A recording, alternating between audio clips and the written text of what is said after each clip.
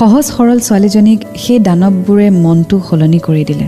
এতিয়া মই মাথো স্মৃতিবোৰ সাবতি অতীতলৈ দৌৰ মাৰি বিলীন হৈ গৈছোঁ গভীৰ বেদনাত। যদি সেইটো মানুহেই আছিলে নিশ্চয় মোক বুজি পালেহেঁতেন। এটা ল'ৰাই আন এটা ল'ৰাৰ সকলো কথা বুজি পায়। সেইটো এটা দানৱ হোৱাৰ বাবে নিমিষতে মোৰ বুকুৰ পদূলিত ফুলি থকা গোলাপ পাহি ভাঙি থৈ গ'ল। এতিয়া মাথো তোমাক সুধিবলৈ মন যায়, কলেজীয়া দিনবোৰ মনত পৰিবনে? 22 তাৰিখে নামফাকে গৈছিলোঁ। তাত যি হৈছিলে সেয়া মনত পৰিবনে?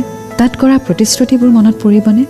জানিব বিচাৰোঁ, যদি মোৰ হৃদয়ৰ স্পন্দন চিৰদিনলৈ স্তব্ধ হৈ যায়, কেতিয়াবা তুমি মোক মিছ কৰিবানে? ৰতনপুৰৰ কবিতা। তোমাকেই লৈ সাজিবলৈ লৈছিলোঁ কল্পনাৰ কাৰেং। সাজিবলৈ লোৱা কাৰেং কিয়নো নিমিষতে চাৰখাৰ কৰিলিও বলিয়া ফাগুন।